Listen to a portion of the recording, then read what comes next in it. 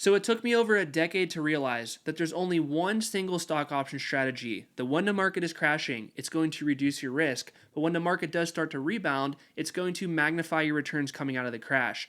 That strategy is what we're going to talk about in this video right here. It's over a decade of blood, sweat, and tears, of hard lessons that I've learned, books I've read, seminars I've been to, courses that I've done to build this seven-figure account. Honestly, starting out, like, I'm really jealous that you're watching this video right now, because if I was starting out and I knew what I'm going to talk about in this video, it would have changed everything for me. So let's dive into it. So this right here is a 5-year chart of the S&P 500. The S&P 500 is a critical thing to understand what it's actually going to do with a high degree of confidence, because what the S&P does, it kind of just sets the tide for the entire market. If the S&P goes up, most of the other individual companies within are going to go up too. But if the S&P 500 goes down, most of the companies are going to go down with it. So whenever I research a company, an individual company, I always want to have a thesis for what I think the actual overall market index, the S&P 500, is going to do. So the first thing that we're going to do here is plot the earnings per share growth line of the S&P 500. So right here corresponds to what the actual earnings per share did in the last 5 years for the S&P. We could draw a lot of conclusions from this for what we think the market's going to do in the future to know what we're going to do right now and know how we are going to survive the next stock market crash. The first thing that we have to figure out is, do we think the market is over or undervalued? So based on this earnings per share line that I just plotted, we could conclude right now, this is when I'm recording this video, the market is a little bit expensive. So if we just basically draw this line right here and say what percent are we overvalued, we could conclude that we're roughly, we'll just call it 13% expensive. This is not an exact science, but it is relatively accurate. So while the market's a little bit expensive right here, the market was actually a little bit cheap right here. Market was also cheap here, and the market's also expensive right here. So it's not about necessarily anticipating exactly when the next crash is going to be. It's all about understanding with a high degree of confidence. If the market's a little bit overvalued, that likely indicates that the future expected returns aren't going to be that good. So while the market down here was a little bit overvalued, like, we could draw the line again. What percent above the earnings per share growth line was this? The market was roughly, we'll call it 16% overvalued. We could interpret that the future expected returns for the market probably aren't going to be that good. We're in a pretty similar time frame right now to what happened back here in 2021, and we could draw similarities from that. We could understand that, hey, the market's kind of priced in, the market is stretched above this earnings per share growth line, and we understand that the market's going to follow what the earnings per share does in the long term. In the short term, yes, it bounces above and below, but in the long term, the market is going to follow what the earnings per share does.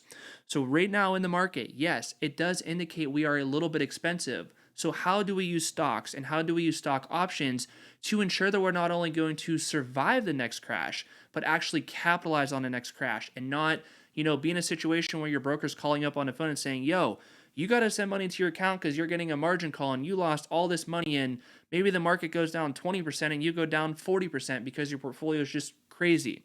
So we're going to cover all that stuff in this video because I just think it's a really, really critical time to understand this. And the strategy that we're going to go through, I have roughly a 94% win rate on every single trade that I do. Roughly 94%. It's not 100%. I do not win on every single trade, but things become obvious the longer that you do this for. And before we actually go into this chart and tell you exactly what you should do right now and what you should do when the market's hot and when the market's cheap, we need to look at this chart right here. There's two more charts that we're going to go through. This is number one, and then there's going to be one more that's really going to make this very clear for you. So we have talked about this chart on the channel before, but I want to be a little bit more detailed about it. So this is a 10-year chart showing you the S&P 500 on the lighter line, and the darker line right here showing you the earnings per share profits. Remember this chart back here. It's showing you what the earnings per share is doing on a 5-year basis. This chart right here is showing you what the earnings per share is doing on a 10-year basis. This chart kind of corresponds with this chart right here. It looks like the market's a little bit hot right here, and it also looks like the market's a little bit hot right here, because the market is outrunning what the earnings per share growth is expected to do. The earnings per share growth line is down here. The market is up here. So what do we think the future expected returns for on the market are going to be when the market is this much above what the earnings per share line is? We expect future expected returns to be poor. We expect them to be a little bit crappy. It doesn't mean the market has to immediately crash. It just means that future expected returns probably aren't going to be that good. This doesn't matter when you're watching this video. Like, we could just exclude right now and we could just talk about what's happening right here. It applies the same way. The market got a little bit extended above the earnings per share growth line right here. This dip right here was roughly 30% for the S&P 500, and you could see the market actually fell below what the earnings per share growth line did. We're below the line right here, so this would indicate the market's a little bit cheap. So maybe the market does fall to where the earnings per share growth line is, but maybe it falls even lower than that. And if this dip were to happen, trust me, that's going to wipe out a lot of investors that are really not anticipating any of that to happen, because it's like every dip that we've got in the last couple years, it's like it's been a V-shaped recovery. But trust me, it is not always going to be like this. Like this dip that we got right here, I'll flip back to this chart, it's a little bit easier to see. This dip that we got, it took roughly 2 years from peak to even to where you would have broke even on your money. Like 2 years of pain. Market went down for a year, that's pain. Market kind of just bounced up for another year, like pain to get back to breaking even. Like you have to understand where the overall market valuation is at in relation to the earnings growth line, the price earnings ratio level, stuff like that. They all kind of work together to just know where you think the market's going to go into the future. So if we bring all this back and I delete the stuff off the chart, how do we understand how to capitalize in a bull market? How do we capitalize in a bear market? And how do we always ensure that we are never going to get wiped out? How do we ensure that when we're going into a market crash, how do we ensure that we're going to survive the crash, capitalize on the crash, and come out stronger than before? This is exactly how. So again, I'm going to replot the earnings per share growth line. Okay, earnings per share growth line is there for the S&P. We understand that right here, the market was a little bit cheap. We get that. But we understand before that dip happened, the market was a little bit expensive up here. The market was quite a bit of ways above the earnings per share growth line. So what do we do in our portfolios to prepare ourselves for potential future expected returns to be less? We de-risk. We close out some of our sold puts. We close out some of our leap call options. We take profits as the market's ripping higher. Because as this market's ripping higher, the typical herd investor is excited right now. They are euphoric. They're making a lot of money. They're refreshing their account 10 times a day and they're saying, oh my God, I'm making so much money right now. So what does the herd investor want to do? They just simply want to buy call options up here, and they don't want to buy put options. I'll tell you that right now. So they think the market's going to go from this line right here and basically just keep going up like that. We understand that in the long term, the market's going to go up and to the right because the earnings per share growth is growing, of course. But the short term, it's definitely going to be a little bit volatile. It's going to be very bumpy. So while the typical average Joe up here is buying call options and paying top dollar for call options because there's just more demand for it, everyone's making money, everybody wants calls. That is a time to take profits on those calls. That is a time to de-risk on those calls. That is a time to potentially buy puts up there too. Because nobody wants to buy put options up here when the market's hot. Everybody wants to buy calls because the market's going up. So when a market's expensive, de-risk a little bit. Maybe put some bonds in your portfolio. Like right now I have roughly 15% of my $1.2 million account in bonds because I'm waiting for better opportunities to pop up for myself to capitalize on. On top of that, my sold put exposure right now is relatively low. On top of that, my leap call options that I have in my portfolio right now are relatively low. That doesn't mean I have no bullish allocation in my portfolio. Like pretty much my entire portfolio is bullishly allocated. I just have no margin, I have minimal leverage, and I have minimal sold put assignment value that I have to worry about. We'll talk about sold put assignment value in just a minute up here. But the point I'm getting at is when a market's expensive, that is the time to do a little bit of de-risking. Now, how do we capitalize on this dip? Like this was for Liberation Day, as you probably know. How do we capitalize on this dip? Well, let's just think what the typical retail investor is thinking. They see the market going like this in their head, just like it's going down, straight down, it's going to crash, it's not going to stop crashing, it's going to go to zero. Everyone's panicking. You see people on X freaking out, people on YouTube freaking out, Jim Cramer freaking out. It's just people that simply were euphoric and happy up here. They're getting emotional and freaking out down here. It's kind of just like a bunch of chickens with their heads cut off, just freaking out about what do I do in the market. So what I'm thinking about when the market's going down is it's becoming cheaper. It's becoming safer. It's getting closer to this earnings per share growth line. And as the market falls below the earnings per share growth line right here, like this is the earnings per share growth line, the market went below it right here. This is where I start to get excited. This is where I start to like salivate out of the mouth a little bit. It's like, okay, we got some deals out there. We got some things that we could capitalize on. We have some table pounders, as they call it. That is when I get excited to start buying call options. That is when I started getting excited to sell put options. And that is when I get excited to simply just start buying shares straight up. Because the herd wants to do a couple things down here. They don't want to buy calls. They do want to buy puts. And they definitely don't want to buy shares. They're bearish down here. They're just simply freaking out. So I capitalize on the emotional aspect of those typical retail and institutional herd investors. They want to pay top dollar for puts down here because everybody wants them. I'm simply going to sell them puts for top dollar down there because the company is cheaper, the company is safer, the company is below the earnings per share growth line. Like, of course, you only want to do this on quality companies though. You don't want to do this on like quantum stocks or super crazy things like that. Do this on companies with a moat, with pricing power, with a durable competitive advantage, and you're okay to hold them for the long term, or ETFs, of course, too. Like, I love selling puts on the NASDAQ index, triple Q is the ticker, QQQ, because you have 100 companies backing you in that ETF right there. So it's like eventually it's going to recover. And if you simply allocate when it makes sense to allocate, it's extremely likely you're going to make money on all your sold puts. So what I do down here, I sell puts for top dollar, I buy calls for bottom dollar because nobody wants them, and I buy shares for bottom dollar too. Once the sentiment in the market flips, let's just think about this really quick. Like from right here to right here, let me delete all these lines and we'll just make this very simple. If we go from right here to right here, the market is technically at a break even.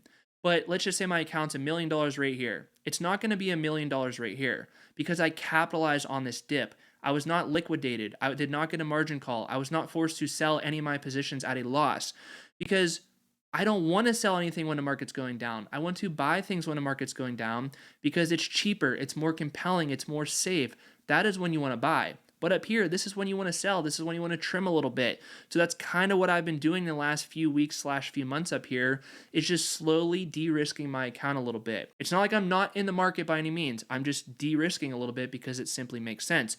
If we were right here talking about the video, I would say the same thing. If we were right here talking about the video, I would be saying the same thing. And people will comment and say this line right here is basically looking back 2020 hindsight. It's not. I'm talking to you. I'm recording this video live right now. I'm telling you right now the market's a little bit expensive at the time of recording this video.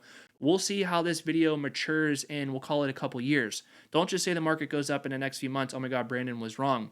We'll see what happens in a few years if the market does go back down to the earnings per share growth line. Like this line right here.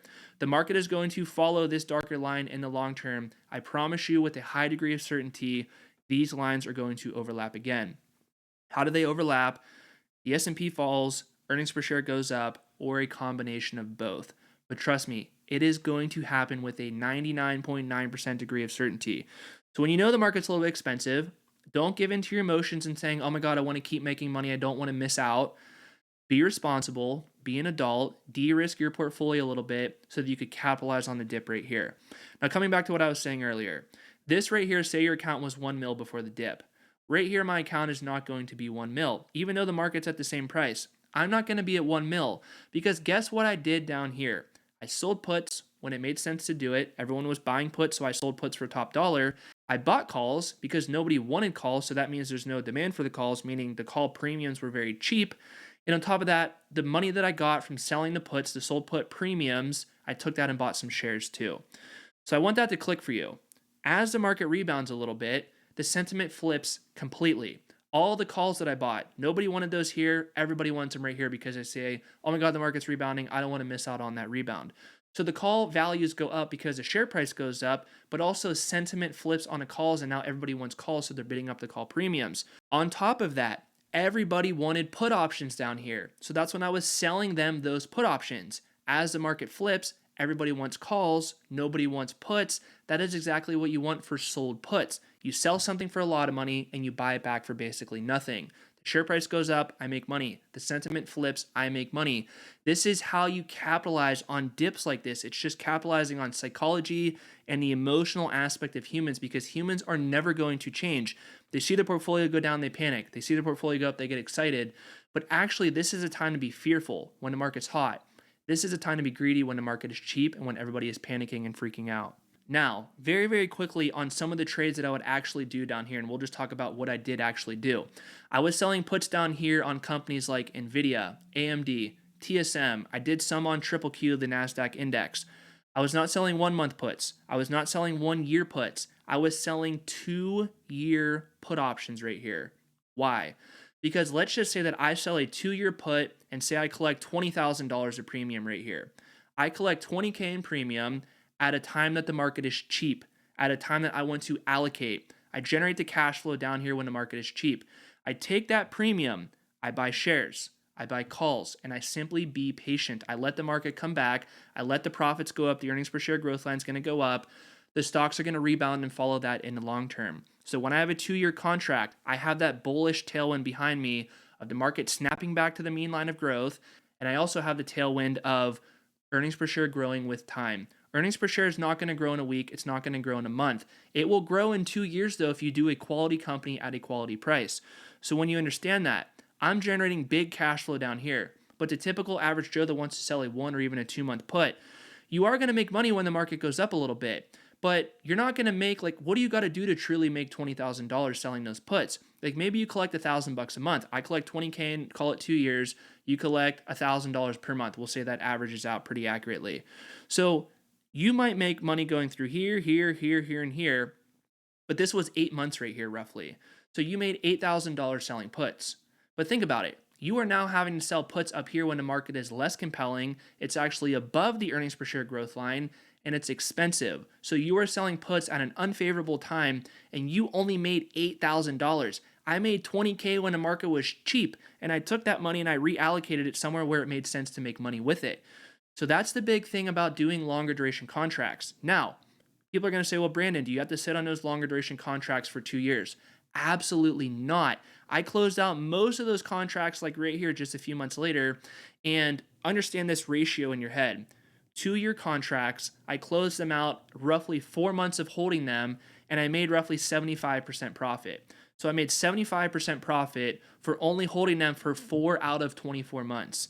That is how you make money with this stuff, guys. The share price went up, the sentiment flipped. It just simply makes sense to do it like this. On top of that, I'm not selling puts down here cash secured. Why would I be bullish on something? Why would I think something is cheap and I would feel okay sitting on cash? I use my base portfolio as collateral to sell puts, to do this stuff in a way that I'm always invested in the market. I do not want to sell puts and then have cash sitting there doing nothing. I have a good video on cash secured puts. You have to watch that. It's titled Cash Secured Puts Are a Trap. I also have a really good video talking about why cover calls are a really big trap too. Just go to videos on my homepage on my YouTube channel and you can just find it. It's been there like for a couple days now. You'll see it. But those are really good videos that I really recommend that you watch. All right, so to bring all this together in a very, very simple way, you're essentially de-risking your portfolio when things are largely overvalued. You are adding risk to your portfolio when things are relatively cheap. And you're doing longer duration contracts, portfolio secured in a way that has your ratios in check all the time, so that if you happen to sell puts but then the market keeps going down, you're never going to get into a situation where you can't take assignment or your ratios are out of check or you're going to get a margin call. None of that stuff is ever going to happen if you do this stuff the right way. I know this might seem like a lot in this video. Go watch the cover call video. Go watch the cash secured put video. But if you want to watch a very, very good video that breaks down more of how this strategy works, exactly when to do stuff, how to have your ratios in check, exactly what trades to make, watch this video right here at the end. It's going to help you out a lot, and I will see you guys there.